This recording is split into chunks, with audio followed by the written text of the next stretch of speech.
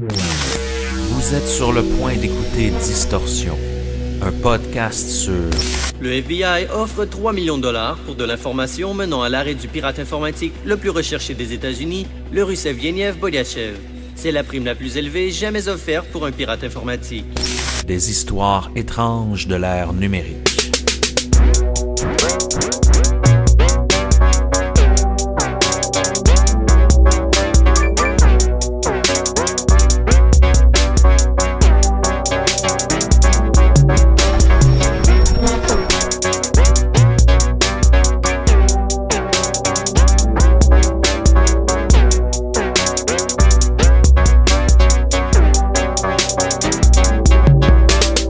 La quantité d'informations stockées en ligne est faramineuse et les méthodes illégales pour y accéder évoluent elles aussi à une vitesse impressionnante. Le numérique étant omniprésent dans nos vies, les hackers ont de plus en plus de pouvoir et il est difficile de les contrer. C'est le cas de Slavik, le pirate le plus recherché au monde, suspecté d'avoir dérobé plus de 200 millions de dollars en fraude en ligne.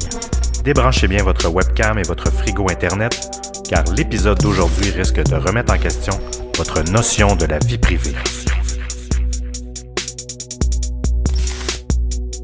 Bonsoir Émile, comment ça va?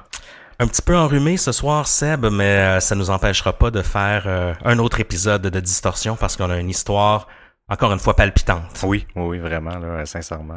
Ça va remettre en question beaucoup de choses. Oui. Qu'est-ce qu'on boit ce soir, mon cher Émile? Ce soir, on boit la microbrasserie Riverband de Alma. Shout out à Alma. On boit leur Imperial Pale Ale, qui est une bière forte, je dirais à 7% d'alcool, IBU de 35, donc juste un peu d'amertume, mais pas non plus à s'éclater les papilles. Non, exact. Je trouve qu'elle se rapproche un peu de la rousse, mais c'est une bonne bière quand même, oui. Excellente. Et toi, Seb, je crois que tu as quelques shout-outs à nous donner, ou du moins une review 5 étoiles sur iTunes. Oui, justement, continuez à venir nous envoyer, nous donner une bonne cote sur iTunes et sur les autres Google Play et sur Stitcher aussi. Ça nous ferait vraiment plaisir. Et enfin, on a un beau shout-out de Quasi Robot Sucré qui nous dit « Très bonne qualité, excellente production, très bien organisé comme show. Bravo, gang. » Oh yes! Merci beaucoup, Quasi, c'est très apprécié. Merci, on est des fans, nous aussi. On sait que la gang de Robots Sucrés font des podcasts, eux aussi. Et Quasi, la porte est ouverte, la porte de notre studio, si tu veux venir nous jaser de tes histoires les plus étranges d'Internet. Je sais que tu es au courant. La porte est ouverte et puis on va faire une place pour toi dans le show. Yes! À soir, Seb, on a toute une histoire. Slavik, qui est encore recherché aujourd'hui, qui est un hacker, qui est à l'origine d'un des plus grands softwares de piratage, un des plus grands trojans, si je peux me permettre, ou malwares, qui est Zeus, en fait, et par la suite qui a évolué en d'autres éditions. C'est une grosse histoire quand même. Ah oui, quand même. Écoutez, les sommes qui ont pu arriver à voler et tout le stratagème, vous allez voir, c'est assez impressionnant, sincèrement. Là, c'est pas Mafia Boy là, qui a orchestré un DDoS. Sans vouloir diminuer la job de Mafia Boy. Oui, non, c'est ça. Mafia Boy, on veut pas que tu t'attaques à Distorsion Podcast si tu nous écoutes ce soir. Mais effectivement, c'est même plus que ça. C'est une business. Slavik et sa gang de hackers et sa haute garde ont mené une business, presque une entreprise, ça pourrait être dans le Forbes top 100 là, facilement. Ils ont une bonne marge de profit. Oui. Ils ont une bonne marge de profit. Il a réussi à monter une équipe de crime organisé, nouvelle vague. C'est un peu les braqueurs de banque nouvelle vague, si on veut, ces gens-là, parce qu'ils ont soutiré plusieurs sommes d'argent à des banques d'un peu partout dans le monde. Encore une fois, on n'arrive pas à saisir Slavik, même en 2017, plusieurs années après la création de son fameux virus. Et ce soir, on va plonger là-dedans, puis on espère que ça va vous passionner autant que nous, ça l'a été, parce que cette recherche-là, si vous avez écouté Mr. Robot ou si vous jouez à Watch Dogs, je peux vous dire que l'histoire de Slavik et de sa gang qu'on appelle le Business Club est aussi palpitante, sinon plus, que tous ces autres films et jeux vidéo là. Est-ce qu'on est prêt, Seb, à se lancer dans le sujet à nos risques et périls? Oh oui. Let's go. Ce qui est intéressant dans le cas de Slavik, c'est non seulement l'histoire de son virus, l'histoire de ce qu'il a créé en tant que hacker, puis comment il a monté son entreprise, mais moi, ce qui me fascine, c'est aussi la chasse à l'homme qu'il y a derrière ça, puis comment les autorités d'un peu partout dans le monde ont mené une traque qui est toujours pas terminée et est encore recherchée. Il y a 3 millions de dollars sur sa tête actuellement, mais la traque à la recherche de Slavik, le hacker le plus recherché au monde, c'est assez palpitant.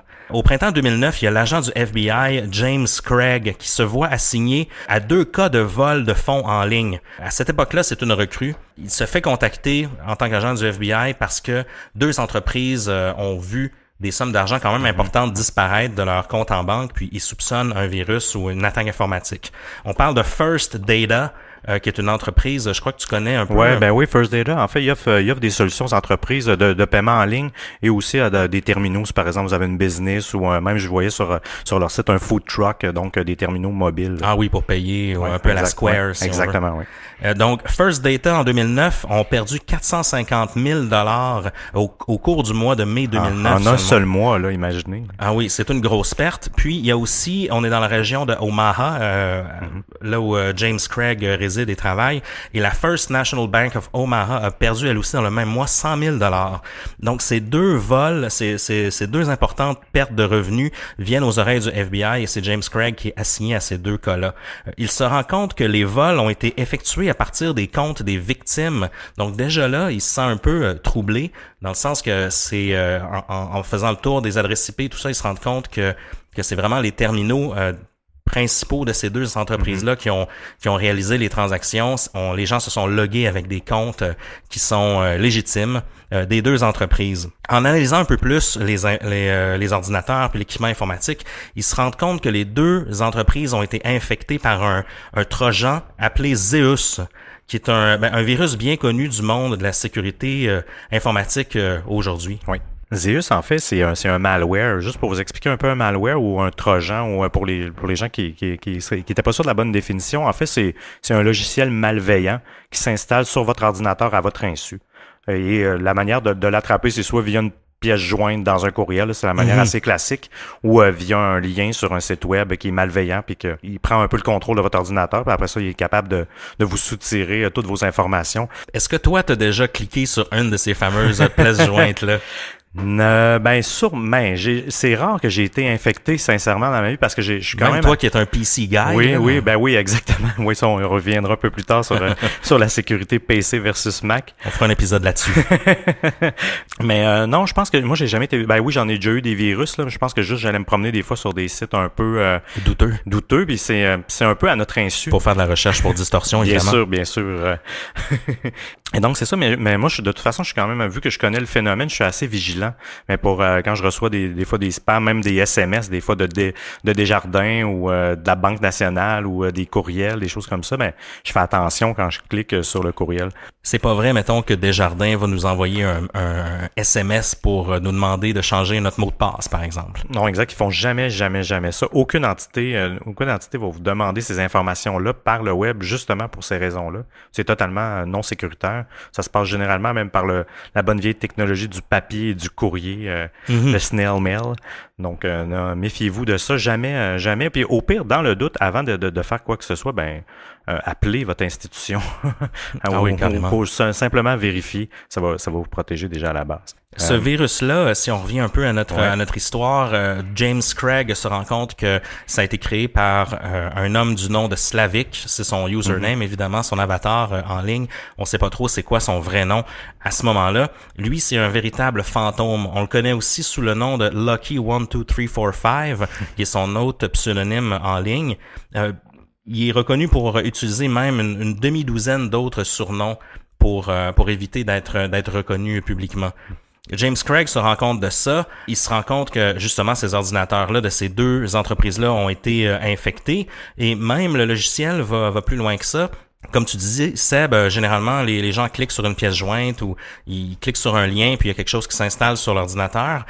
Zeus, dans ce cas-ci, ou Zeus, allait même jusqu'à loader des fausses pages pour capturer les mots de passe puis les noms d'identification lorsque des particuliers ou les exécutifs de ces de ces grosses entreprises-là allaient se connecter sur leur compte d'entreprise ou leur compte bancaire. Et ça a l'air transparent pour l'utilisateur parce que c'est ça aussi l'autre problème des malwares. En fait, c'est là que les gens deviennent vulnérables, c'est qu'on s'en rend pas compte. Il se passe absolument rien et toutes les actions se produisent de manière invisible. Ce logiciel-là évolue constamment, comme on le disait. Slavik, c'est un businessman. Il pilote ce projet-là comme vraiment une entreprise de technologie, si on veut. Il va même jusqu'à faire des périodes de tests, donc des périodes d'alpha avec ce logiciel-là auprès d'une certaine élite de hackers qui vont l'utiliser. De plus en plus, il va tenter de coordonner des plus grosses attaques, puis Zeus va évoluer au point où il va pouvoir contrôler des réseaux d'ordinateurs complets qu'on appelle botnet.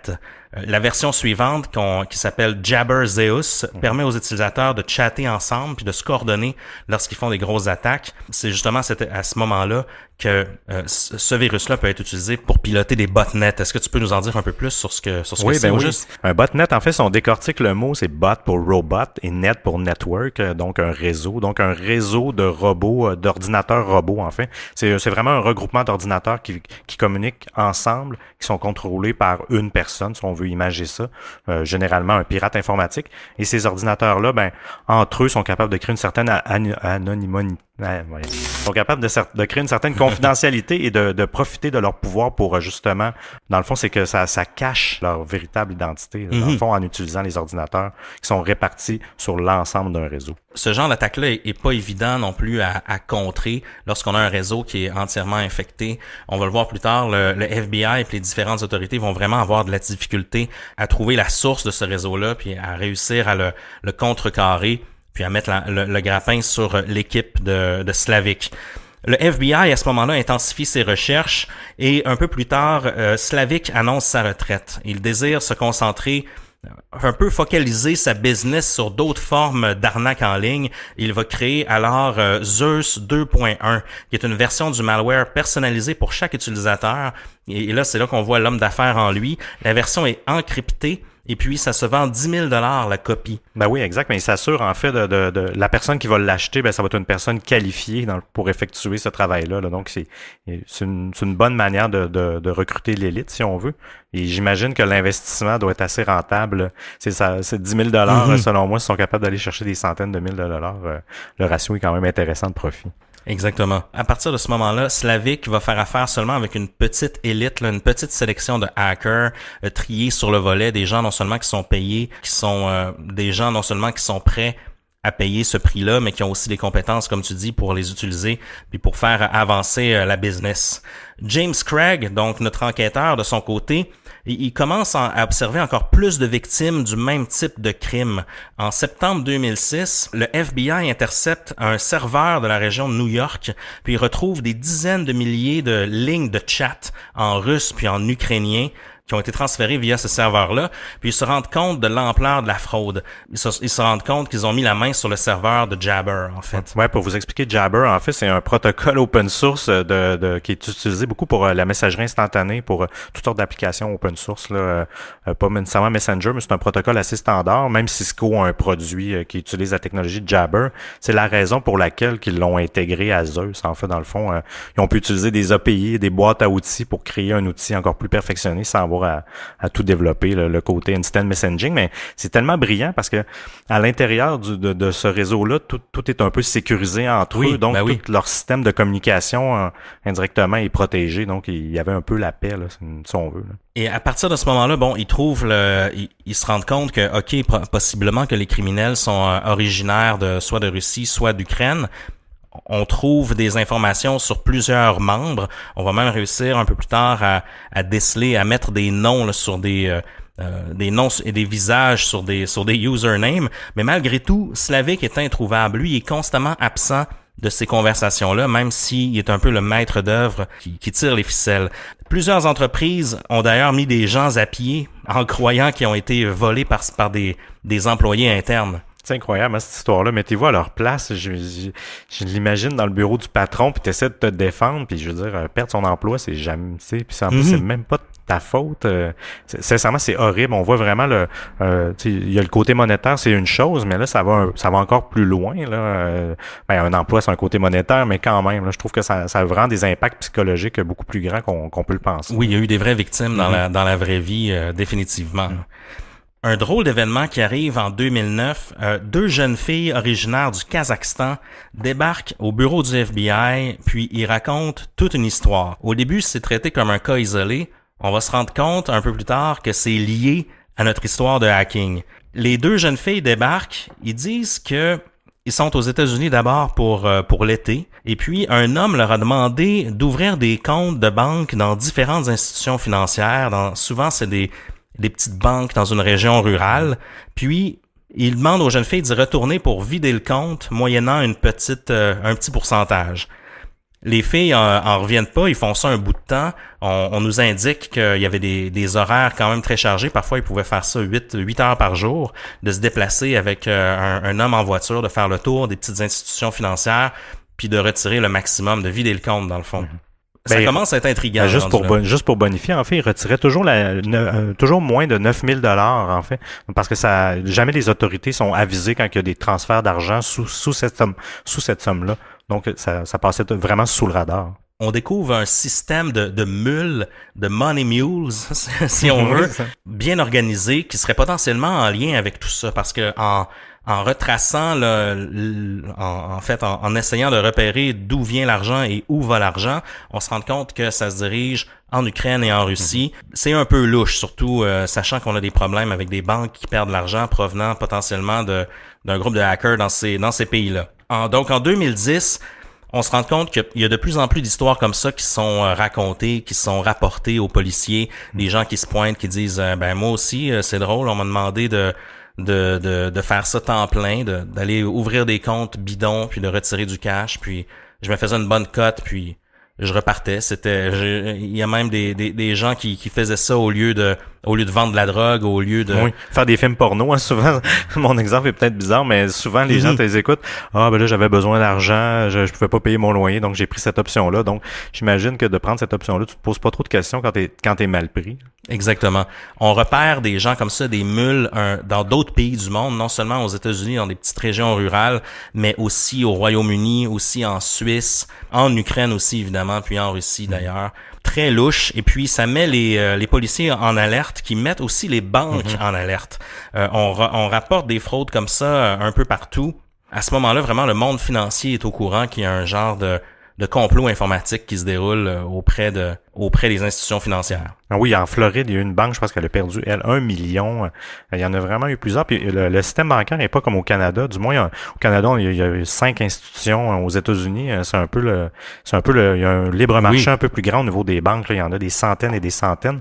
Donc, j'imagine que de réguler un peu tout ça, ou du moins alerter, d'identifier plus précisément des grosses fraudes d'institutions, ça doit être plus difficile si c'est toutes des cas isolés de 150 banques versus 5 banques. Ça a dû aider au stratagème. Puis des fois, c'était des petites sommes. Nous, on dit que c'était, par exemple, il allait retirer 9 000 $, quelque chose comme ça, mais des fois, c'était même moins que ça, de sorte que ça paraît pas tout le temps. Tu sais, oui, il y a des choses louches qui se passent au niveau des banques, mais parfois un petit 1 000 $ à côté de plein d'autres conflits ou problèmes qui existent, mais ça va passer plus facilement que des méga grosses sommes. Ouais, puis il y en a des transactions par jour là dans une banque, donc j'imagine pour lever un drapeau là-dessus, faut qu'il y ait plusieurs facteurs, là, donc c'est pas évident. Faut se rappeler aussi qu'on est en 2010.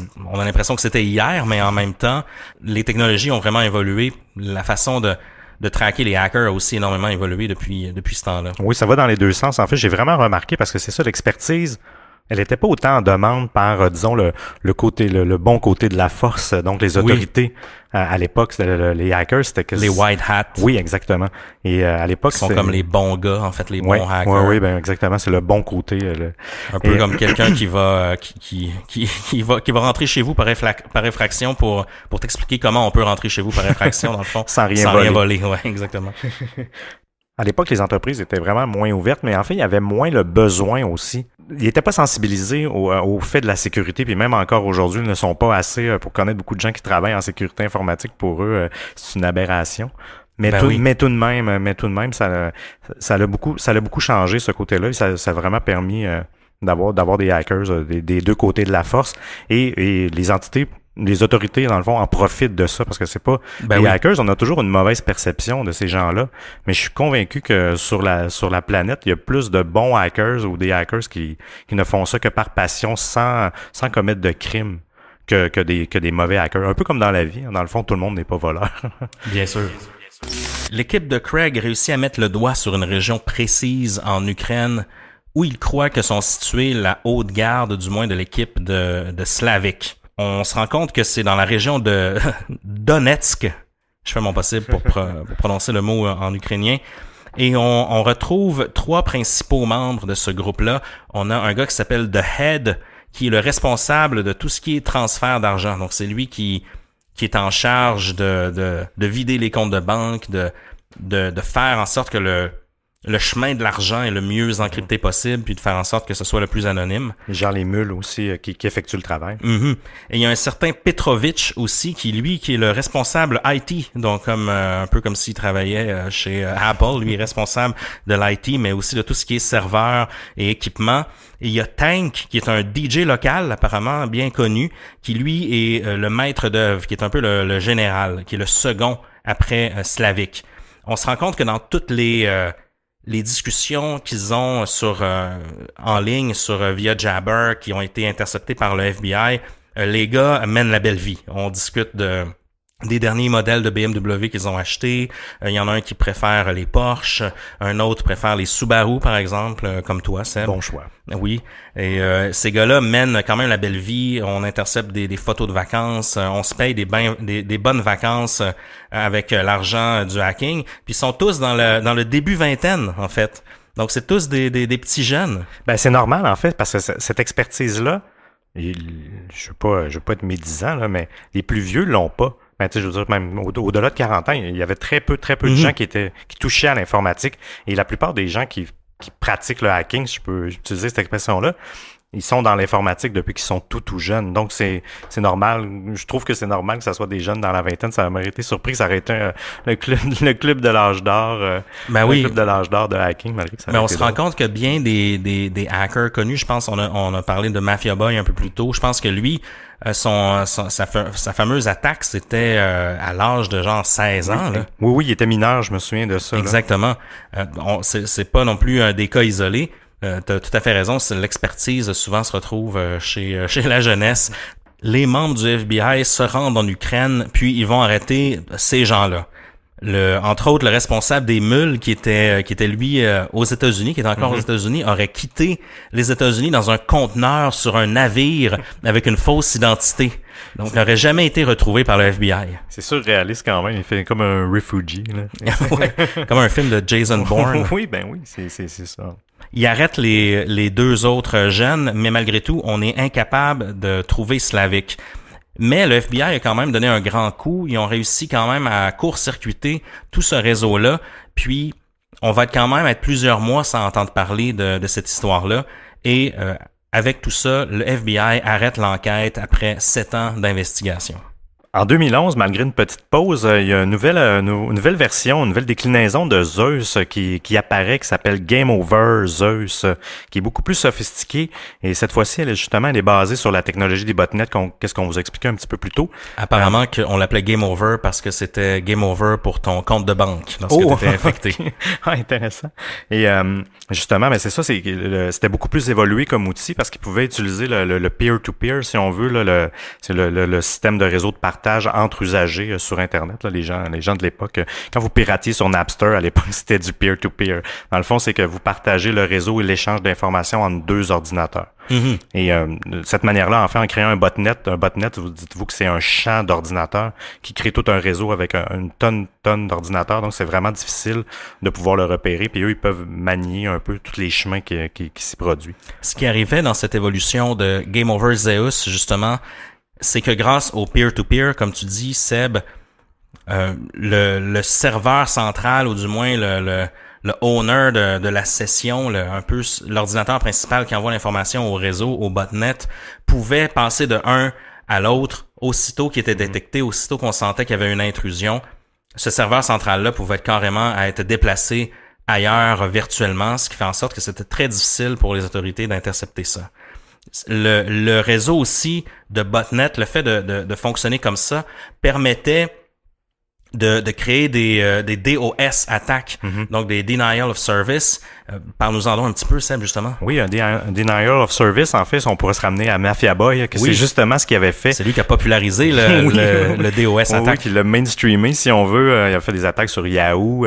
En fait, c'est assez simple. C'est plusieurs robots, plusieurs botnets, en fait, qui se mettent à attaquer une seule adresse IP. C'est comme si il y avait 1 million de personnes, j'ai un exemple, mais qui allaient sur un site en même temps. Ben, malgré que les serveurs supportent ça, mais vous voyez l'exemple. Mettons 1 million de personnes qui essaient de rentrer dans la porte chez vous. Oui, c'est un en meilleur même temps, exemple. Qu'est-ce qui se passe? Ben, ça se peut que la porte explose, ça se peut que l'appartement explose au complet. Exactement, ça saute, mais ça fait aussi que ça crée des distractions. Donc, c'est souvent une stratégie qui est utilisée par les hackers. Donc, une fois que, par exemple, ils veulent attaquer une banque, ben là, ils vont faire une attaque de DDoS. L'équipe des IT vont s'occuper de cette attaque-là. Et pendant ce temps-là, l'équipe de hackers vont trouver une autre manière, une autre porte pour rentrer, étant donné qu'il n'y aura pas nécessairement autant de ressources qui va surveiller un peu. Exactement. Ça complexifie vraiment les choses pour essayer de traquer l'origine de ces attaques-là. En novembre 2012, le FBI va même observer cette technique-là live, en direct, auprès d'une banque qui a pas été nommée, je présume, pour leur propre sécurité, où le réseau de Slavik, qu'on appelle le Business Club, a volé 6,9 millions de dollars en une seule transaction. Donc, même modus operandi. Les ordinateurs sont infectés, on récolte les informations, les mots de passe, tout ça, on balance une DDoS attaque et puis ça nous permet d'entrer dans le réseau puis de faire la job sale, si on veut. Ça nous ramène, je disais en introduction, c'est un peu comme les braqueurs, les braqueurs des temps modernes, mais c'est exactement ça. Pour voler des banques maintenant, plus besoin de te pointer en voiture avec un sac de papier sur la tête. Là. Non, exact. Puis un autre de ces stratagèmes que Slavik utilisait, c'était des ransomware. Oh oui. En fait, c'est une autre, c'est pas nécessairement qu'ils volaient vos informations. Un ransomware, je vous explique, on décortique en fait une rançon, un ware comme un logiciel, un software. Donc c'est un logiciel de rançon. Ça ça fait assez mal et je vous dirais que c'est un problème qui est quand même encore très très présent et assez récurrent. En fait, ce que ça fait, c'est le même principe que le malware, dans le sens que vous allez cliquer sur un lien, sur un fichier ou sur un site web malveillant. Il va installer un petit logiciel sur votre ordinateur. Une fois installé, lui va aller télécharger le logiciel au complet parce que un de leurs stratagèmes, c'est assez brillant, justement, pour que ça s'installe assez rapidement. L'application, elle est très, très petite en termes de volume. Et une fois qu'il est installé, là, il va chercher, si vous voulez, le reste de l'application en ligne à votre insu. Le logiciel que Slavik a créé se nomme Crypto Locker. Ouais. Et puis, on estime, en fait, c'est Dell Security qui estime que plus de 250 000 machines ont été infectées par ce logiciel-là créé par Slavik, qui a fait perdre des millions de dollars à des usagers personnels comme toi et moi.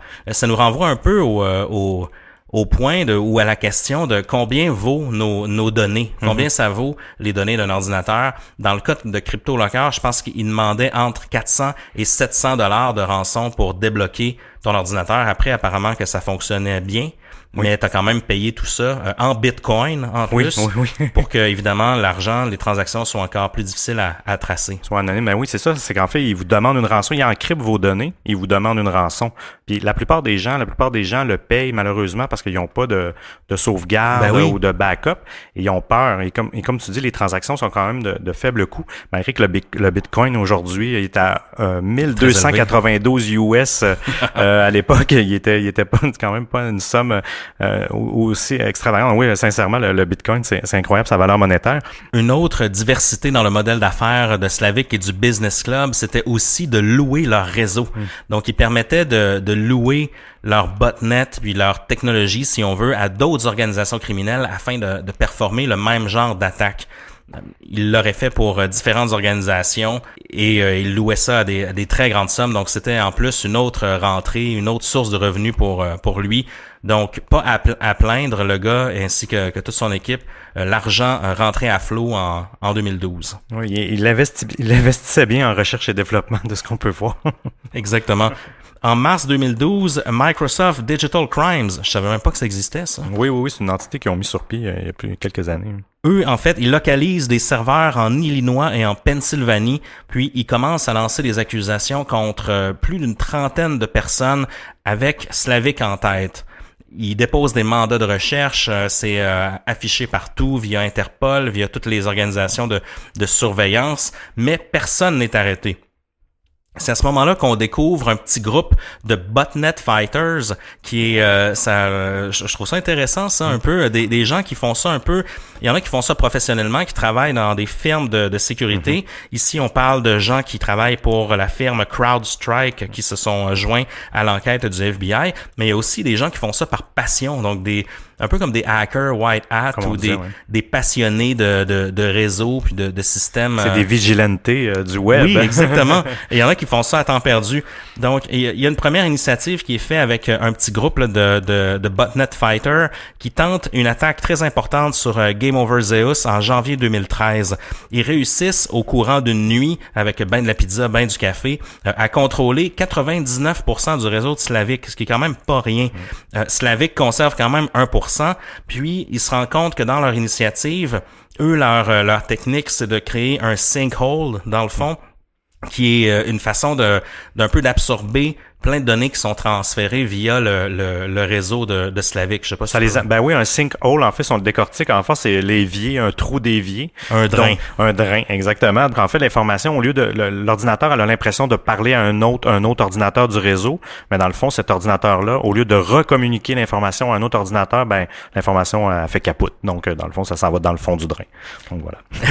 Ce qu'ils se sont rendus compte, malgré tout, nos chers botnet fighters, c'est qu'ils ont négligé une deuxième couche de communication que Slavik avait mise en place pour se protéger encore plus. Il a réussi, en l'espace de quelques heures, quelques jours, à mettre à jour tout son réseau avec un update de GameOverZeus avant même qu'on l'attrape. Donc, il s'en sort encore. Apparemment que les gars, l'équipe du botnet fighter, pour eux, c'était un one-shot deal, c'est-à-dire qu'ils ont tellement planifié leur truc en connaissant justement cette version-là de Zeus, puis aussi le réseau sur lequel ils enquêtaient depuis des mois. À partir du moment où Slavik a updaté toutes les machines, pour eux, c'était la fin. Et on va être encore plusieurs mois, voire des années, sans avoir d'autres initiatives contre le réseau de Slavik. Parce que c'est vraiment hyper complexe, sincèrement. C'est du code informatique. Déjà là, on réduit le nombre de personnes qui sont capables d'interpréter, mais du code informatique de réseau, de hacking, de protocole de communication, c'est encore plus complexe. Et ces hackers-là ont des techniques dans le code aussi pour justement, si quelqu'un, parce que c'est un peu open source souvent, ces malwares-là. Donc le code est accessible un peu à tout le monde. Mais dans ce cas-ci, il l'était, je crois. Même. Oui, exact. Oui, mais il faut quand même avoir les compétences pour l'analyser. Oui. Mais ils rendent aussi le code d'une certaine complexité aussi pour pas qu'il se fasse facilement contraindre là, par les autorités. Quelques années passent, puis c'est en 2014 qu'on relance une initiative. À cette époque-là, il y a un agent du FBI nommé J. Keith Mularski de Pittsburgh, qui est connu pour avoir infiltré des réseaux sur le Darknet. Lui, c'est un pionnier de l'infiltration sur le Darknet. On dit qu'il aurait même déjà parlé à Slavik à une certaine époque. Il aurait même été genre bêta-testeur pour la première version de Zeus. Donc, c'est un vieux de la vieille des infiltrations sur le Darknet.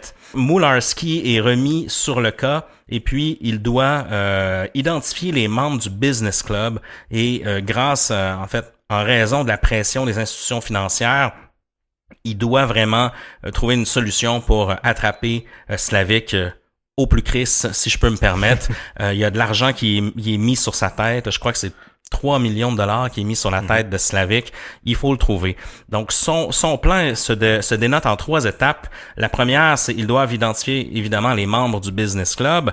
Ils doivent ensuite démanteler l'infrastructure numérique. Et donc, c'est pour ça qu'ils vont engager, d'ailleurs, des botnet fighters pour faire ça.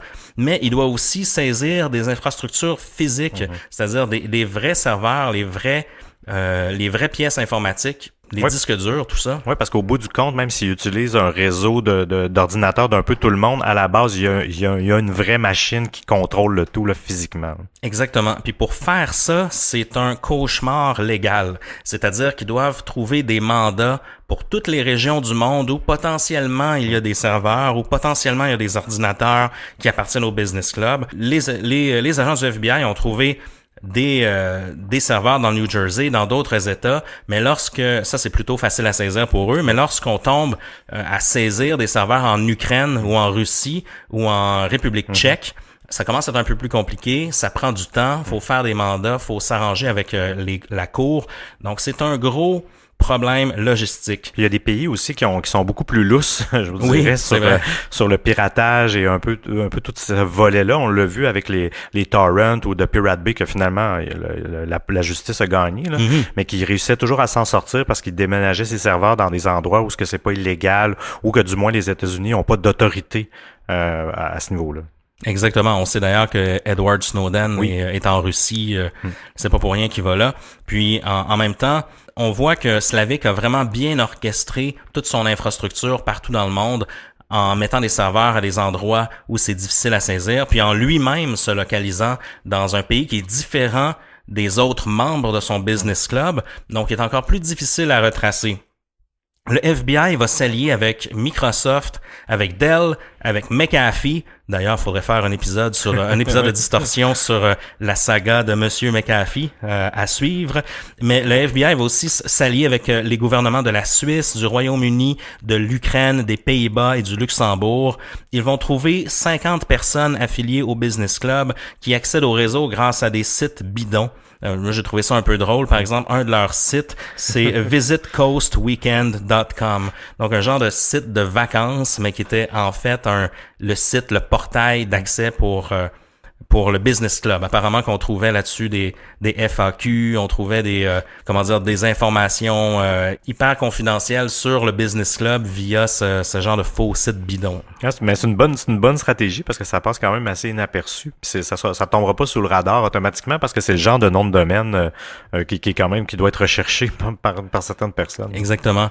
Puis ils vont utiliser une technique qui est quand même old school en enquête, c'est-à-dire souvent on voit ça quand des enquêteurs enquêtent sur des tueurs en série, des tueurs ou des tueurs à gages qui sont très expérimentés, il faut chercher des indices à l'époque où ces gens-là n'étaient pas bons.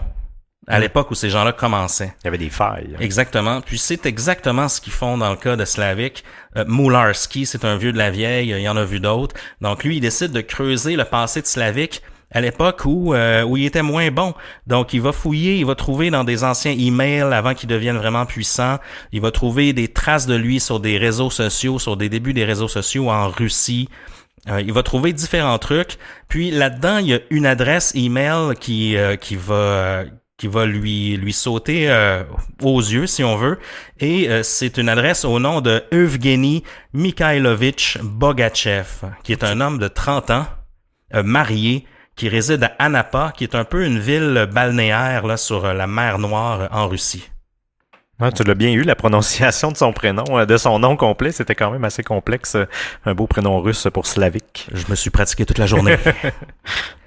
Et à ce moment-là, on sait pas que c'est Slavik, mais on se doute que cet homme-là a quelque chose à voir avec tout ce réseau-là.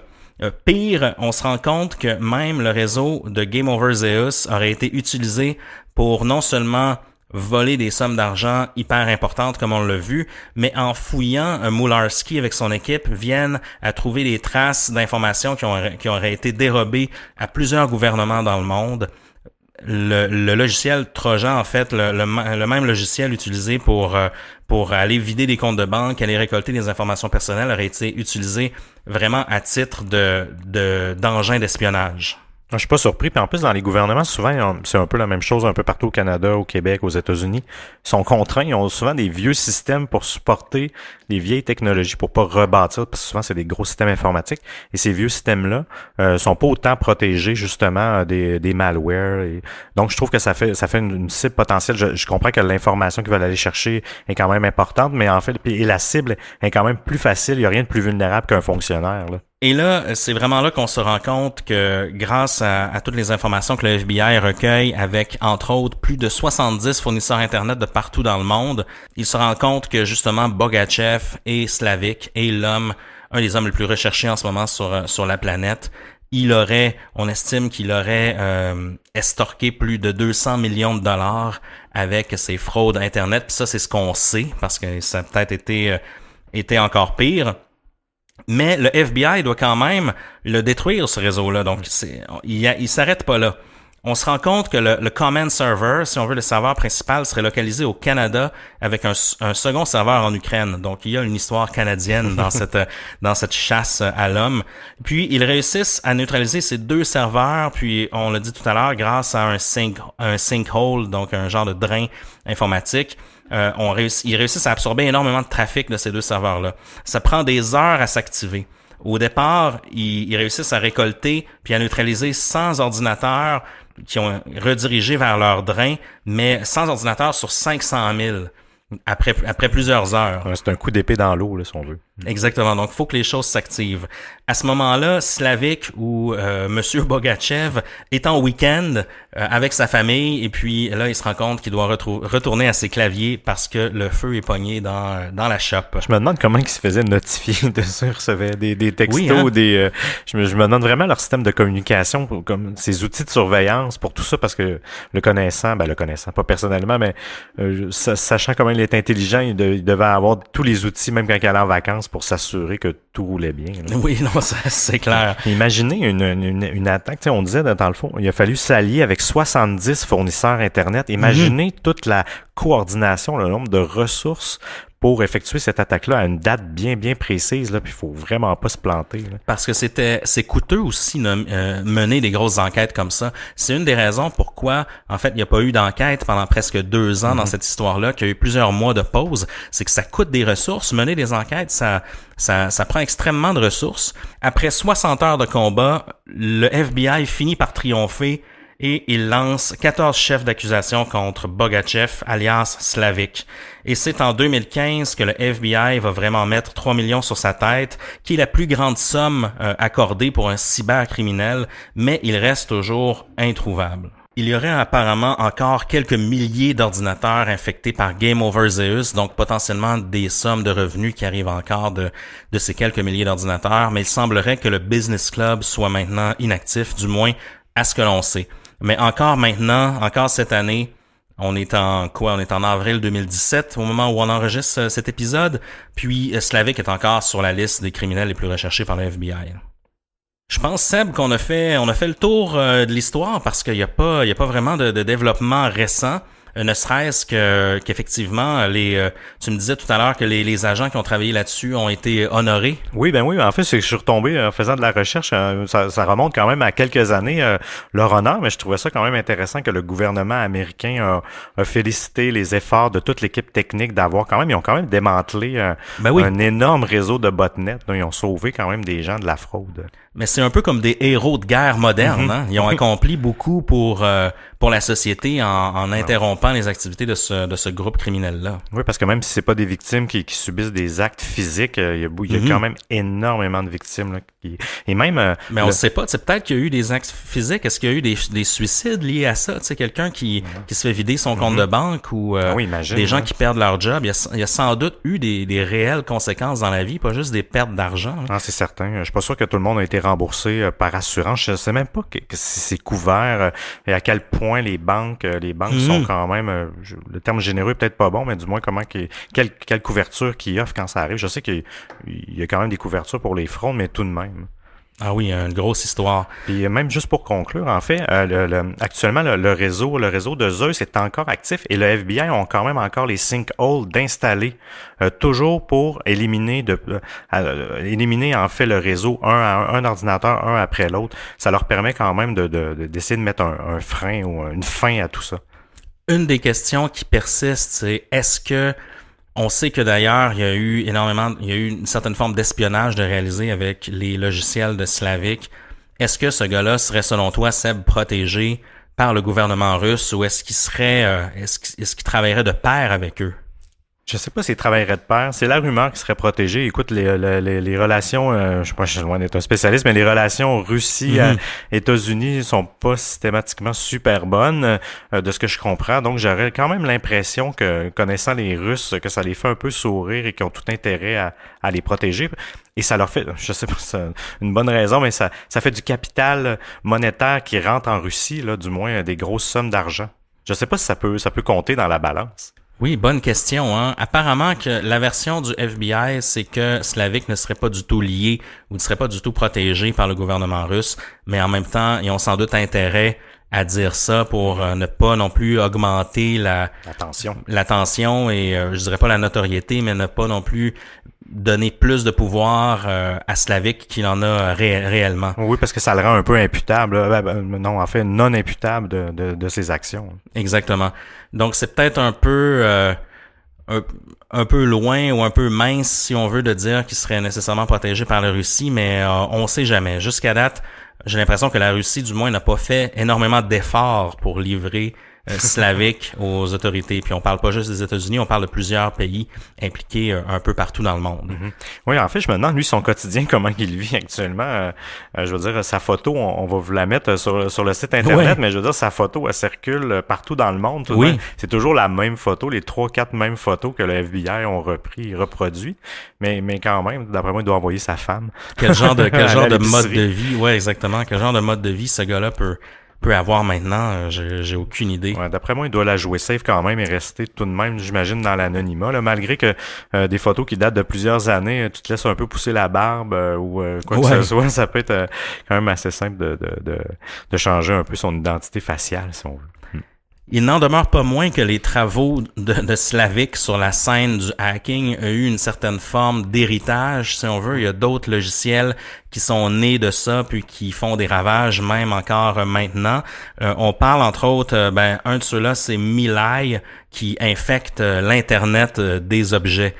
Qu'est-ce qu'on peut dire là-dessus, Seb, sur est-ce qu'un jour on peut se faire attaquer par notre frigo Internet ou ça risque de passer plus par le chauffage ou les lumières, en fait, parce que actuellement on le voit de plus en plus, il y a beaucoup de domotique qui s'installent dans la maison avec Apple Home, si je me trompe pas, ou c'est Google Home, en fait, puis Apple, je me souviens plus du nom, je pense que c'est Home aussi. Bref, il y a toutes sortes d'outils avec Nest, avec des thermostats, un peu numériques, en fait, que tu peux contrôler par ton téléphone intelligent, qui vont avoir une intelligence aussi, qui vont s'allumer seulement quand il y a des présences à la maison, ils vont contrôler le chauffage, etc. Bref, de plus en plus, on a ces appareils-là dans la maison et eux, ils sont connectés à Internet et ils ont la même vulnérabilité. Et l'autre problème, en fait, qui fait que c'est les compagnies qui développent ces produits-là, il y en a des tonnes et les premières années, ils se préoccupaient pas de la sécurité. En fait, dans les protocoles de communication, donc c'est extrêmement facile pour les hackers d'y entrer. Actuellement, il y avait des malwares justement qui ils prenaient possession des ordinateurs, pas des ordinateurs, pardon, mais des imprimantes que maintenant sont toutes Wi-Fi. C'est un peu un Internet de l'objet. Maintenant, là, l'imprimante est connectée à rien à part avec l'électricité. Elle est connectée à votre réseau et elle-même, elle est autonome pour se connecter à Internet et elle était vulnérable. Donc, ces ordinateurs-là peuvent eux-mêmes devenir des bots à spam. Mais il y a quand même une sensibilisation qui est de plus en plus là par rapport aux entreprises qui fabriquent ça. Les produits haut de gamme, là, Apple, Google, ça, il y a généralement pas de problème, malgré qu'il y a toujours des vulnérabilités dans tout. Mais les produits un petit peu plus cheap qu'on achète en Chine, il peut avoir une certaine vulnérabilité. Parce que tous ces produits-là sont des portes d'entrée. Hein. C'est comme ça qu'il faut le voir. À l'instant où ils sont connectés par Internet, puis souvent on parle on pense à notre iPhone ou à notre téléphone intelligent ou à notre laptop, mais ça va bien au-delà de ça. Par exemple, maintenant, il y a des outils pour communiquer, des moniteurs de chambre à bébé, en fait, qui sont connectés sur Internet.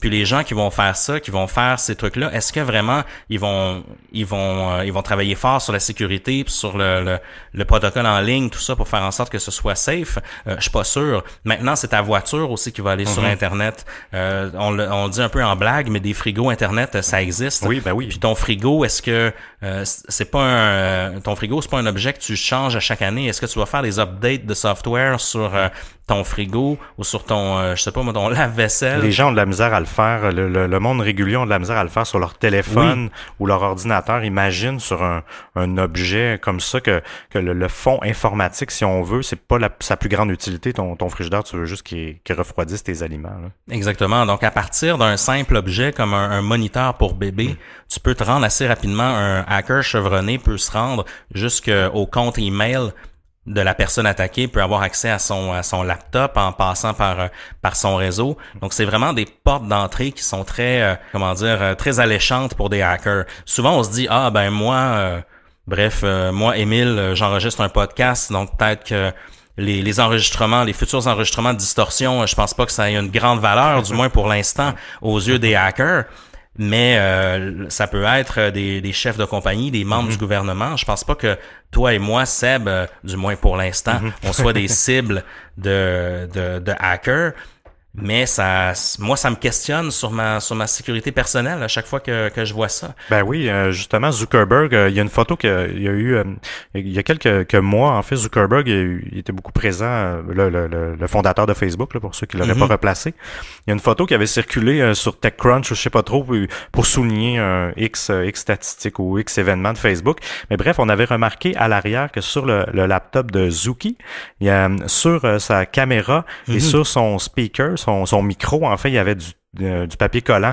Donc, justement, pour pas que quelqu'un puisse s'approprier de la caméra et filmer, parce que vous savez que c'est quand même un problème. Ça aussi, vous pouvez vous faire filmer par votre caméra sans vous en rendre compte. Ben L'actif lumineux, si on veut, rouge, il s'allumera pas, là. Non. Et donc, pour des gens comme ça, que justement, ils ont beaucoup d'informations confidentielles, même que le micro enregistre, imaginez. Il y a même eu, tu parlais de moniteur de bébé, je sais qu'il y a des hackers qui s'amusent parce que il y a un certain stream, si on veut, pour que ça se diffuse sur votre téléphone ou sur votre télé. Exactement. Donc, il y a des gens qui sont capables de s'approprier, c'est du data, là, c'est des zéros et des 1. Ils s'approprient ça, puis ils le restreament sur Internet. Il y a même aussi, c'est pas du ransomware, mais qui font du chantage avec des trucs comme ça en prenant possession de vos objets connectés. Exactement. Donc, on a matière à se rendre paranoïaque puis à se faire des scénarios pendant des heures. Qu'est-ce que tu nous suggères? Évidemment, on a vu que Zuckerberg, il met du tape à hockey sur sa caméra. J'ai vraiment envie de faire pareil depuis que j'ai enquêté sur cette histoire-là. Est-ce que tu as d'autres suggestions, Seb, pour éviter d'être infecté ou d'éviter que ce genre de choses-là nous arrive? Pour vous protéger, en fait, la première chose à faire, c'est d'avoir un bon antivirus sur votre ordinateur. Sur Windows ou sur Apple, ils ont déjà des bons antivirus. Sur Microsoft, il y en a fait un gratuitement qui est Defender. Apple, Apple, je sais pas, mais je sais qu'il y en a quand même plusieurs dans les McAfee et toute la gang. Généralement, moi, je les aime moins parce que je trouve qu'ils surveillent tellement de choses que je trouve que ça alourdit tout de même. Ça prend du jus, là. Tout de même le système, mais sincèrement, sur Windows Defender de Microsoft, il fait extrêmement bien le travail. Dites-vous que Microsoft, ils ont énormément de ressources pour ça. Ils ont tout intérêt à ce qu'il n'y ait pas de virus sur c'est pas bon pour leur réputation. Et ils mettent vraiment de l'effort depuis les époques. C'est quand même un excellent produit. L'autre chose, ne cliquez pas, sincèrement, dès que vous avez des contacts d'une institution ou quoi que ce soit, cliquez pas, ils communiquent jamais de cette façon-là. Justement, un des stratagèmes qu'ils utilisent, en fait, c'est qu'ils vont voler les informations souvent des entreprises. Ils vont savoir que, par exemple, ils vont voler les listes de clients de Desjardins, mais ils vont savoir que vous êtes chez Desjardins, ça va vous rendre plus vulnérable. Mais bref, faites pas ça, ne cliquez pas dessus, ne cliquez sur aucune pièce jointe de gens que vous connaissez pas, et avant de cliquer sur une pièce jointe, mais vérifiez toujours la provenance, le nom du fichier. Si ça vous paraît louche, si c'est pas quelqu'un qui était supposé de vous envoyer un document, faites simplement ne pas l'ouvrir. Déjà, ça va régler. Mais si vous avez un antivirus, généralement, vous allez vous protéger, mais il y a toujours des nouvelles versions, donc faites attention. Si vous avez un téléphone intelligent, vous êtes aussi vulnérable, surtout si vous êtes sur Android. L'avantage d'Apple, en fait, c'est que c'est tellement un système fermé que les applications sont obligées de passer par un protocole d'approbation. Il y a pratiquement très peu de virus. Je pourrais pas dire pas, mais il y en a pratiquement peu sur les iPhones et sur Android qui ont 80% du marché. 90% des malwares se retrouvent sur Android et il y en a et vous êtes extrêmement vulnérable étant donné que c'est une plateforme open source. Donc faites doublement attention. Aussi sur mobile, vous n'êtes pas protégé. Exactement. Vérifiez toujours les URL hein, quand vous allez sur un site de paiement en ligne, que ce soit PayPal, que ce soit eBay, Amazon ou que ce soit votre institution bancaire. Assurez-vous que vous êtes toujours sur les bons URL. Parfois, ils vont juste faire un petit changement très subtil. Une lettre, juste une inversion de lettre ou... Exactement. Assurez-vous qu'il y a quand même, je sais qu'il y en a qui vont même bypasser ça, mais assurez-vous qu'il y a un petit cadenas sur la page là, en haut dans la barre de menu qui indique que le site est bien sécurisé. C'est des choses comme ça. On parle aussi pour nos parents, hein, parce que oui.